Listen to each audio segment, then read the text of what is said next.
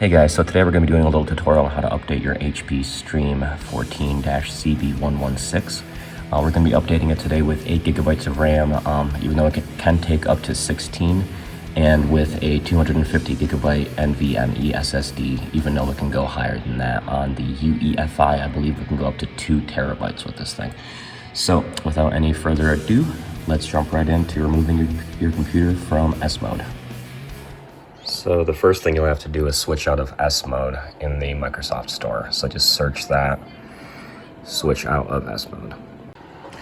So after you get out of S mode, you're going to go into support.hp.com and click Software and Drivers.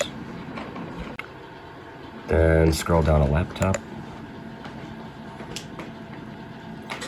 And you can put in your serial number if you know it, or you can let HP detect your product.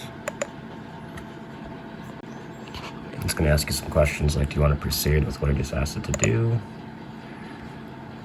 And feedback, which we don't care about.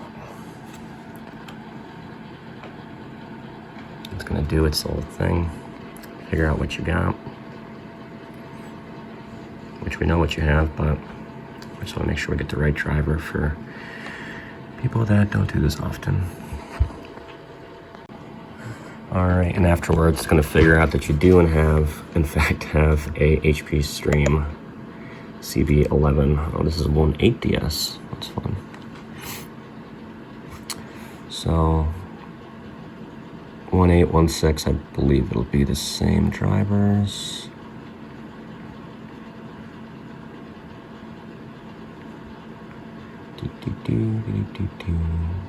Oh, it's still compiling results. Alright, afterwards, it's going to figure out what it has. After it figures out what it has, you're going to go down to BIOS, and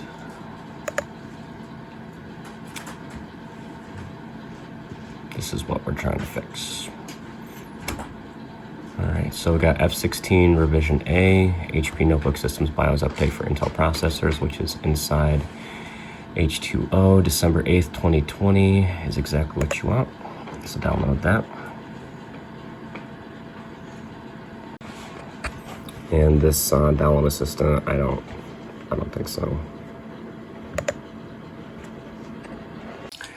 Okay, after it downloads, you're gonna open it, and then it's gonna ask you if you want to open it, which we actually do want it to open. Then it's gonna pop up down here, BIOS update. Accept, all that fun stuff.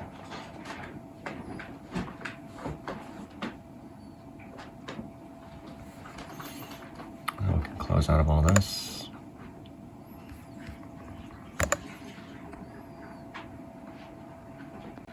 Now after it's done installing, it should pop up, but sometimes it doesn't, so you're gonna have to go back down to your folder and go to this PC, Windows C, you'll see a new folder called SW Setup with the service pack there, or the soft pack, whatever they call it, with BIOS F16. You want to click yes.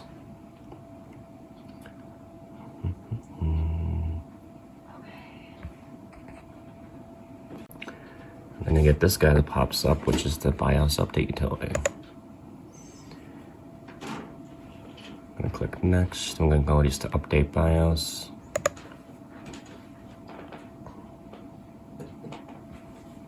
And press next on that. It's gonna ask you to make sure your PC is on AC power. Click next. It's gonna start copying the update. And once it's done, it's gonna ask you to restart. And we'll go through that part too.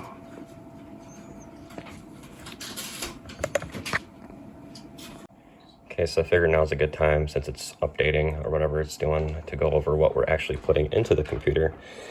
So in order of appearance, we're updating the RAM to 8 gigabytes. I don't think it says it on here anywhere. But the RAM that comes in this computer is 4 gigabytes, so that's not a whole lot to even run the operating system. So we're updating it to 8. And I think that's about all that this motherboard can handle. There's a slot in there to take out the old RAM and put it in.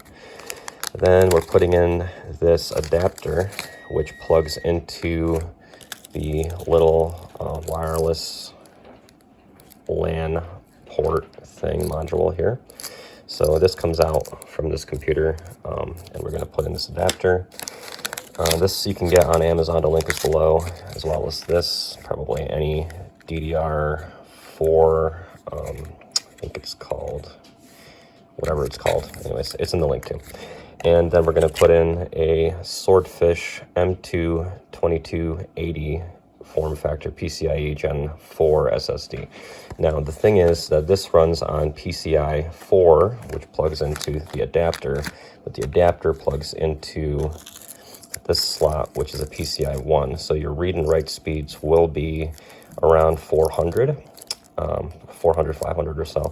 But the good thing about that is that since this hard drive in here is only 50 gigabytes, when this one is put in there, your operating system isn't taking up most of the space. So your read and write speed on this computer with nothing in it is around 3 to 400. But the thing about that is once the operating system fills it up, your SSD runs way slower. So with the bigger SSD, your SSD will run at its potential speed for a lot longer. So you can go bigger than 250 if you want to, but I just did this because I'm doing a cheap little upgrade. So you got the RAM, then you put in the adapter, then you put in the SSD, and then since you're losing your wireless adapter, you're going to put in this little TP link, which is also in the link, but you can get a better one if you want. I just got a cheaper one, which also the read and write speed is around 400. So the read and write speed from your internet to your hard drive to the adapter to your computer would be roughly all the same. And okay, so after it does its little system update thing, it's going to come into the BIOS update automatically, which is pretty cool. And it's going to do that for a little while. With this eMMC hard drive, it might take 5-10 minutes, maybe at most. I doubt it's going to take much longer, but it's already gone pretty fast, pretty quick. So we'll let that do its thing, and then we're going to go and start taking this thing apart. Oh yeah, to go over the reason as to why we updated the BIOS first is because this little adapter plugging into, where's my cap? Plugging into this little port won't work correctly if it's the F14, 15, whatever have you BIOS. For some reason, F16 is a lot less particular than all the other ones. So once you update to F16, you'll be able to use this adapter to plug in that hard drive. Okay, taking this thing apart. First things first is you don't need your power cord, so you can unplug that. Then you can kind of see how we're going to do this. So I've got one of these little things and one of these little things, but you can really use anything like a guitar pick or whatever just to start popping this case off. And this case, it comes off in the edges here. It pops off like that all the way through. So what you'll do is after you take the screws off, I'll show you how to do that, is you'll pretty much do this whole entire edge. There's little tiny clips that just pop open. And then you can get up to like here to pop those open too. And then this whole thing will just lift from the front end out, and it'll pretty much kind of like come off from the back. So let's take the screws out. So you're gonna take your laptop, close it, flip it. Now you got all these, all stickers on there. This little guy right here, these little things that come out. You just glued it there, so all those come out. You can save and toss them, whatever. I never put mine back on the other laptop that I did because like it's handy to have and it'll just reduce wear, but I'm not really drag these across concrete. So you're gonna need a little tiny screwdriver, and you're gonna take out all of these 4 screws, then you're gonna take out all of these 4 screws. Okay, all 4 screws are out on top and bottom. Now, important to note, all these screws are the same size, so you don't really have to worry about them coming out of order. So you can just put those suckers in there somewhere. And now, flip your laptop back over. You can open it up. You can start working on all of these. So it's a little tricky to hold the camera and do this at the same time.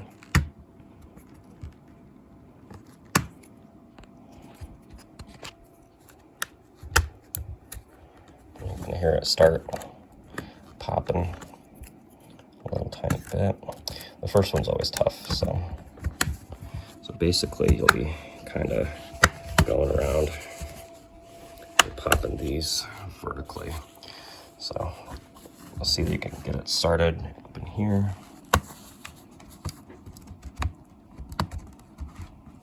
And you also want to make sure you don't have anything plugged into your peripherals here, because otherwise it's going to make it very tough to undo it. So you're pretty much going to work your way, so I can't really show while holding the camera, you're going to work your way all the way across there, all the way across there, up in here, and then up in here afterwards. This front section here, once you get it started, you should be able just to go right across like that. It should start popping out pretty easy at that point. Then just work your way up that way. Okay, so you got all the edges here for the most part, and a little bit of that guy there. All of them are kind of popped up, ready to go. So at this point, you can take your whole laptop gently. Don't try and squeeze it when you flip it. Flip it over, and you should be able to grab the bottom side of this, and this whole little thing pops out. So just like that, you literally pull backwards onto yourself like this, and you're gonna expose all the stuff that we're gonna work with today. So in order of appearance, we're going to replace this little 4 GB stick with another one, and surprisingly they're both Samsung, same exact brand and everything. So this 4 gig with this 8 gig right here, and this comes out really easy. You just do that on both sides, and this little dude pops up like this, and you pull it right out. Then you're going to take your new card, your RAM card, get rid of the little box thing, and it'll go and slide right in, just like that. And then you just push it right down, and you'll see that it snaps on both sides. And that's the whole RAM upgrade. Now this little dude is your wireless card. You'll notice it's got these two little things right here. These just literally pop right off. You can pull them out. They're like little push button clips. So you can just take them and kind of like leave them where they are, because we're gonna put some tape here later once we put the thing in. But this little dude comes out with just one screw. Might be Loctited in there initially, so you might have to really give it a little pull. So a screw you're not going to need, put it to the side, and then this pops up and you can kind of walk it out, and there's your Wi-Fi card. Okay, so since you have this thing open too, now is a really good time to take the opportunity to, depending on how old it is, clean out any stuff you have in there, air or whatever, you can use that. So here is your adapter. And it comes with a little screwdriver, handy. Comes with a couple little screws to hold it in place. And then here's the adapter itself. Now the way we're gonna install this is a little bit different, because you'll see that this side here plugs in like that, but then we have to kind of literally almost like this, attach the whole entire thing in here. So in order to do so and make it work tightly, because this little adapter is just a little bit smaller than the one that you just took out, because this one fits in there perfect. What I did is I took, and I'll see if I can show you guys here, is I took the plastic that came from this guy, and with an X-Acto knife, I just cut a little square, and I put a little tiny hole in that. We're gonna use that kind of like a little washer for the whole little apparatus to make sure that when we screw it all in to this little guy here with this little screw, that it just kind of holds it all tight in there and doesn't move left and right. What you'll do is take your adapter, and this is the plug end. You'll see that it kind of would fit in there, and you'll just take it. Once it stops fighting you, take the whole adapter, and it should slide right in there. Slides right in, so you can see it plugs into that little doohickey, and try to keep the cable out from underneath the motherboard slot there. So it plugs in just like that. All right, so then you'll take your little plastic piece and your screw, and you'll screw that in there. Make sure that it's tight when you do it, so you might have to hold a little plastic piece while you screw it in so it doesn't move on you, but that's pretty much just gonna hold out like a little bracket. There's probably a little tiny washer or something you can get for like 15 cents. It looks way more professional, but this is what it is. Okay, so pro tip, when you go to install this part of the adapter and you go to put it in here, you'll notice that this is all metal for the most part. It's like aluminum. It's supposed to be really low conductivity on it, but guess what? It's not. So these two little right here, little nubs actually stick out a little bit further than the board. So what that means is that if you put any pressure on this part of the laptop, it's gonna press against this and it's gonna ground it out. And what that's gonna do, it's gonna lower your read and write speeds. And if you ground it out enough, it's gonna actually pretty much completely fry your laptop momentarily. So you're gonna have to like take out like this part, unplug it from the battery to reset your CMOS for your whole thing to work again. So we're gonna avoid all that, and we're gonna take a little piece of tape, 2 pieces of athletic tape, and just put it right over top of that. You can use duct tape, you can get fancier with it and put some type of device down there just to get it away from the metal. But that's basically all I gotta do, cover up these 2 little tiny brackets. So yep, just 2 pieces of athletic tape. Not the prettiest thing I've ever done, but it literally will hold it off of that just enough for it to work. So you can probably do a way better job than I did, but that is the concept.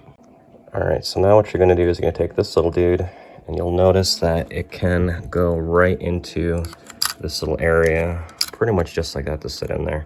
Now on both the laptops I've done so far, there's just a little tiny nub right there, so we're just gonna cut that puppy right off, because it's supposed to be, I don't know if it was like a factory sheet, it's supposed to look like that. It's supposed to be melted in place to hold anything, so that nub is literally doing nothing right now. So we're just gonna take a little X-Acto knife, because that won't make it so it can't lay flush. And we're gonna take this whole entire thing and lay it right back in here. And you want this side to kind of go underneath this. This is the PCB board for the motherboard. It's got a little tiny slot underneath it where you can kind of shove it right in there a little bit. There's probably a better way to do it, like I said, but this is what it is. And then this little guy, this corner, will go underneath that wire. Then you're gonna grab some, what I'm using today is packaging tape. You're gonna put a strip along the PCB board and along this piece of metal, so that kind of holds it all together, and make it a little bit extra so you can kind of cover up that wire a little bit. It'll make this whole little apparatus nice and snug. All right, now we're at the point where we're gonna put in this little dude into that little guy. So first things first, there's already a screw in there for us, which is kind of cool. I'm gonna take that little dude right out, because we're gonna use it to hold in our hard drive. Take your little hard drive, and it should slide right in there.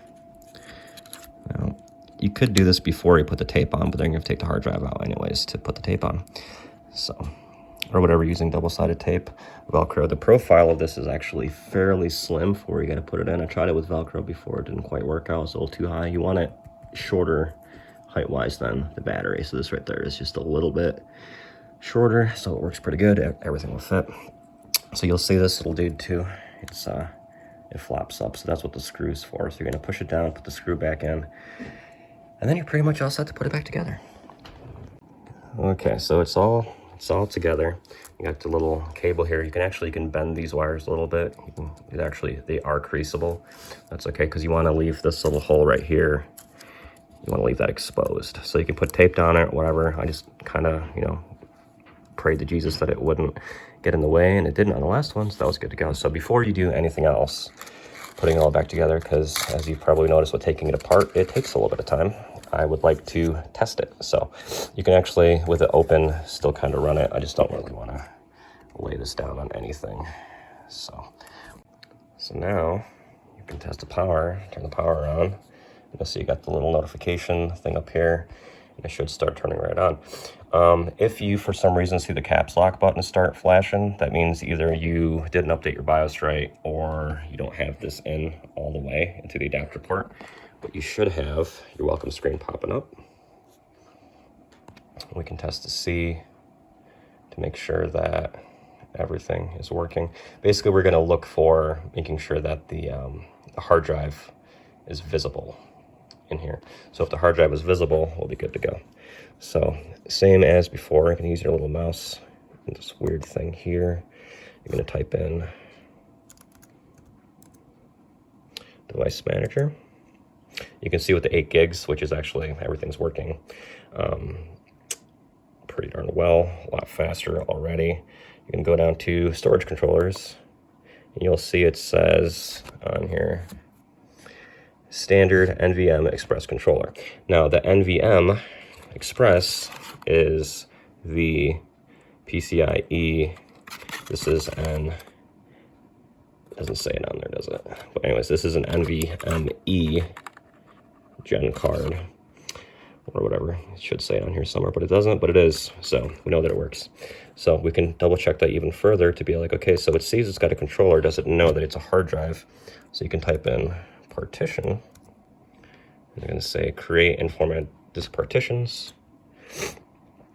And now you'll see that it pops up saying, hey man, you got a hard drive in here that's not initialized, and we should really do that before we start using it, which we're totally going to do. And we're going to install Windows on it, and we're going to get rid of all the other crap that's on here, like S mode and all the other weird apps for everything else that you don't need, because I literally had to update this with Spider Solitaire before I could update the store to get out of S mode, which is great.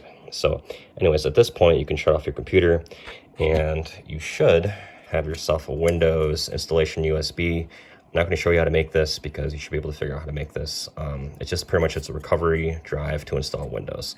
So this one is a little SD card. That's a USB adapter. There's instructions all over the internet as to how to do it right. And pretty much plugs in, boot off of that. We're going to install Windows together, and we'll be pretty much all done. Oh yeah, turn off your computer. Turn off all these things. Just press cancel. Don't press OK because you don't even need to do that yet. And then you're going to turn off your computer. And now, since your computer works, you can go in reverse and put all this stuff back in. So I'm just going to show you how to do that real quick. And we're just going to pop this thing back together.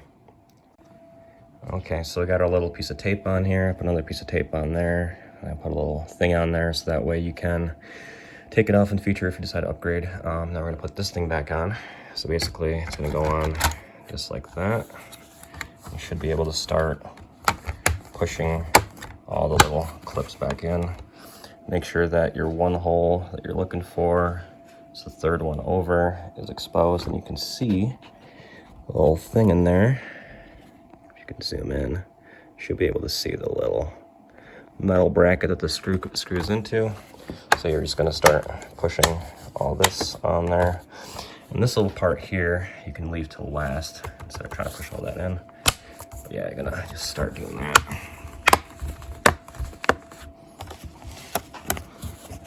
Get all that pushed in. You have a couple in the center that you want to push in.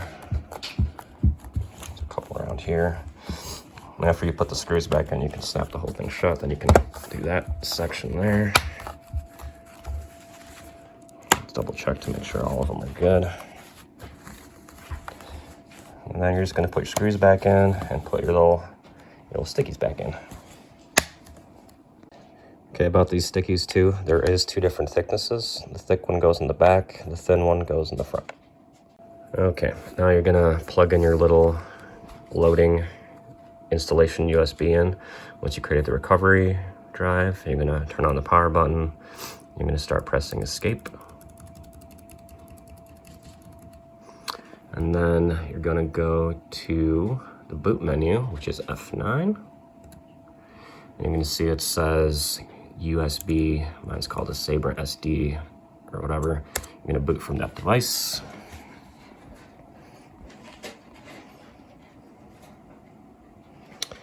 And it's going to start loading all the fun stuff. And we're going to start installing Windows. Okay, so now we're at the Windows screen for installing. Just hit next and install now.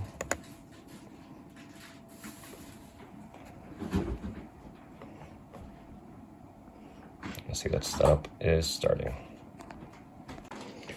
Okay, so we got setup starting right now. We're going to do accept these terms, next. And instead of doing upgrade install, we're going to do custom install advanced. So you got all these hard drives here, and we're just going to start with deleting the system partition. We're going to delete, this is all on drive 1 by the way. Delete the MSR reserved. We're going to delete the Windows. And we're going to delete the recovery. You're going to see you're going to have now drive unallocated space, drive 1, drive 0, 232.9 gigabytes or whatever size your hard drive is.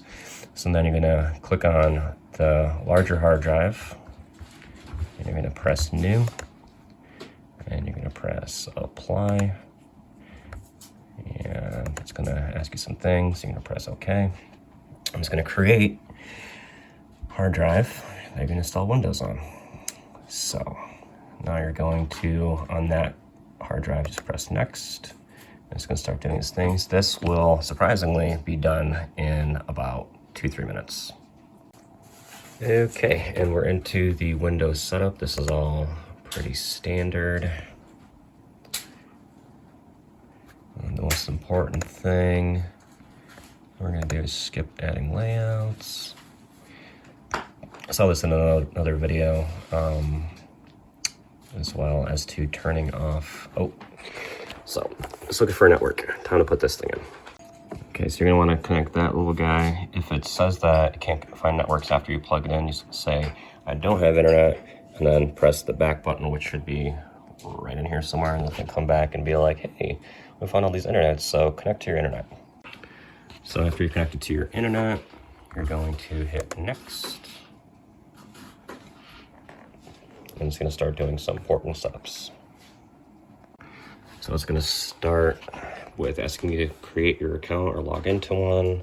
It's gonna have you create a PIN.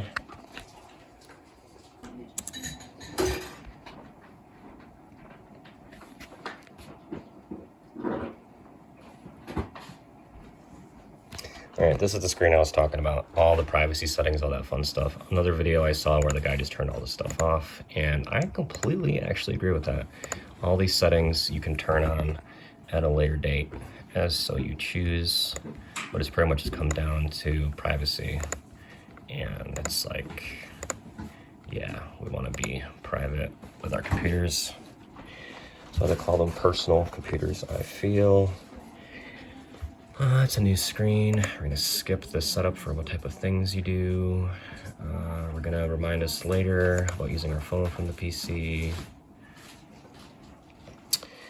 We're going to not use OneDrive because we now have a better hard drive where we don't need to be on a cloud laptop, whatever that's supposed to be.